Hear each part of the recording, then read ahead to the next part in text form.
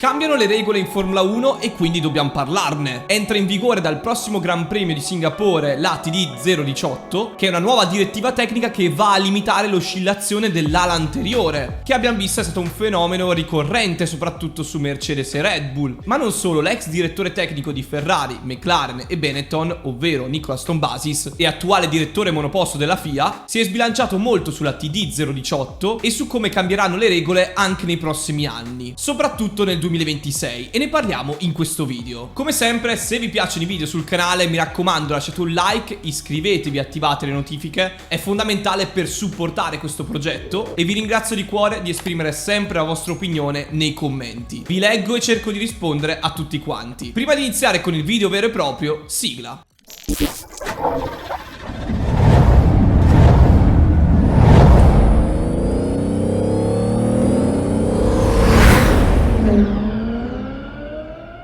Continua l'eterno dibattito che c'è in Formula 1 tra chi emana le regole, ovvero la FIA, e chi invece deve rispettarle ma al tempo stesso andare più forte possibile, ovvero i team di Formula 1. Si cerca sempre di arrivare a quel limite che però non bisogna oltrepassare, soprattutto sullo sviluppo della monoposto, che permette poi ai team di andare più forte anche di altri. La storia è piena di casi eclatanti al limite del regolamento che hanno permesso a diversi team anche di vincere il campionato. Pensiamo al caso iconico della Brown GP nel 2009. E per cercare di rendere sempre più sicuro il regolamento, di volta in volta vengono emanate delle direttive tecniche, come è successo l'anno scorso con la TD39, che è andata di fatto a vietare i fondi flessibili che utilizzavano sia Red Bull che Ferrari, direttiva fortemente voluta da Mercedes, e adesso dal prossimo GP a Singapore entrerà in vigore la TD18. Cos'è che prevede? Finora la flessione dell'ala è stata tollerata fino a un certo limite. Infatti tutti i team, nonostante avessero un'ala anteriore che leggermente fletteva, in particolare Mercedes e Red Bull, questi team hanno sempre superato le verifiche di conformità, che sono quelle che accadono durante le sessioni e anche alla fine, nella parte della pit lane dove c'è il box della FIA, dedicato ai controlli delle monoposto, che sono fatti a campione. Però una cosa sono le prove statiche fatte da parte della FIA, per verificare che la monoposto sia conforme al regolamento, e un'altra cosa sono le prove dinamiche, ovvero verificare che la monoposto rispetti il regolamento anche durante la marcia. Ed è normale che le prove dinamiche fatte dalla FIA non siano esattamente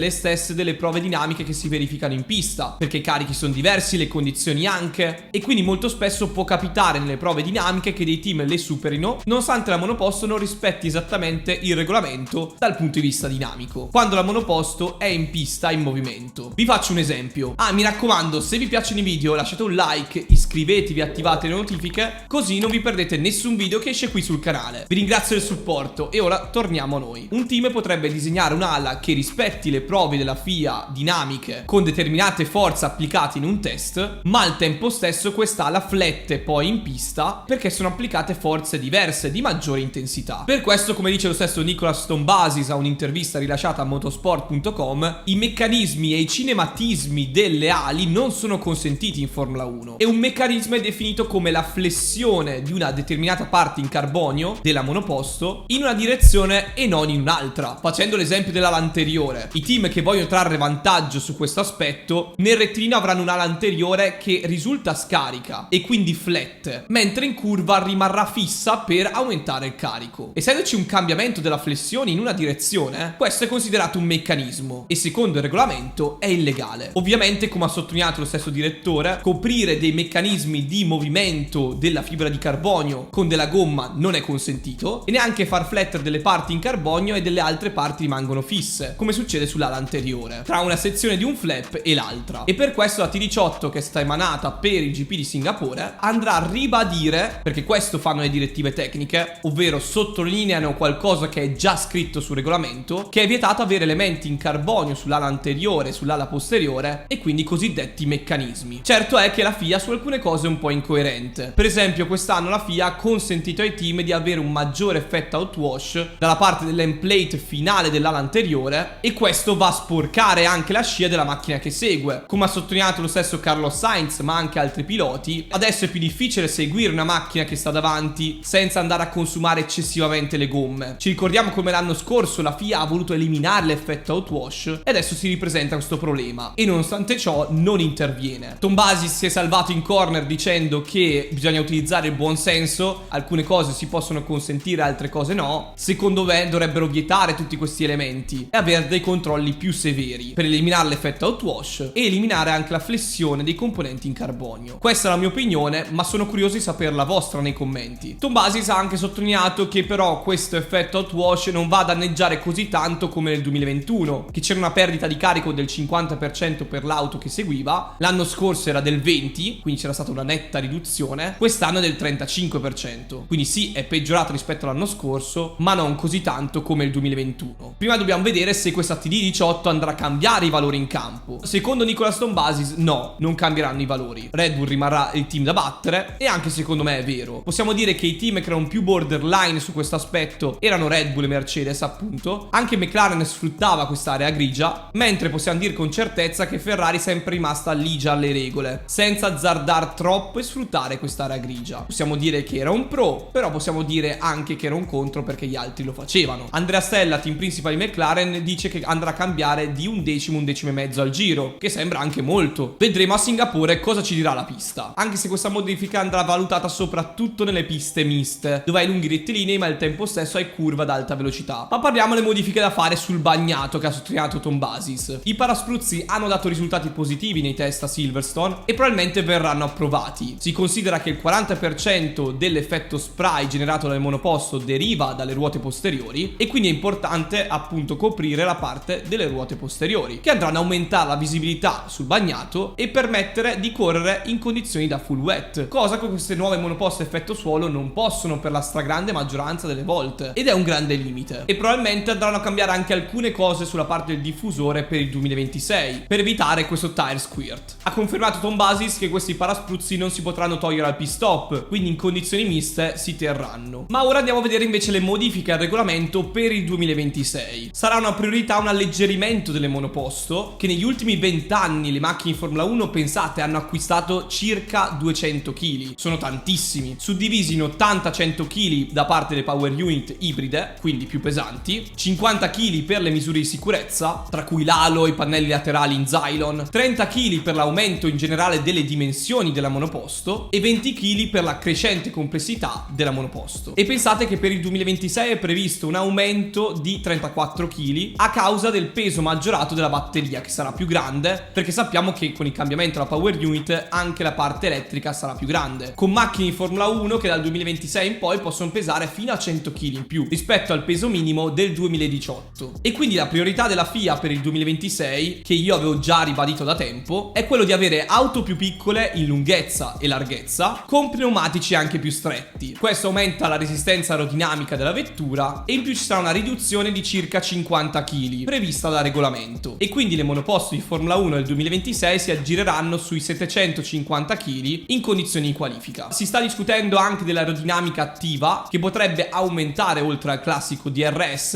a partire dal 2026. Sicuramente l'aerodinamica generale della monoposto aumenterà, e questo non so se è un fattore positivo, anzi per me forse è più negativo per lo spettacolo. Per le prestazioni ovvio che è un vantaggio. Per l'aerodinamica attiva si sta parlando di un nuovo flap sul diffusore e quindi una nuova appendice mobile da gestire, cosa tutt'altro che facile sia per gli ingegneri ma anche per i piloti. Ma l'obiettivo di Liberty Media e anche della FIA è quello di aumentare lo spettacolo nei sorpassi, garantire condizioni di controllo e trazione al limite, quindi vedremo. Si parla anche di sospensioni attive che potrebbero andare a contrastare un porpoising troppo presente, però anche quelle sono in fase di discussione. E infine sappiamo che i regolamenti per il 2026 verranno approvati entro la metà del 2024, quindi sapremo di più in futuro. Concludo il video dicendo che ci sta la direzione che sta seguendo la FIA per il 2026, la maggior parte dei cambiamenti li approvo. Sulla TD18 non andrà a cambiare le carte in tavola, questo è poco ma sicuro, però sono curioso di sapere cosa ne pensate voi di questa direttiva tecnica, se è stata giusta emanarla ora, bisognava emanarla prima oppure non bisognava proprio farla, cosa ne pensate di questi cambiamenti al regolamento. Sono curioso di leggere e rispondere a tutti i vostri commenti. Qui da Astro è tutto, ci vediamo a un prossimo video.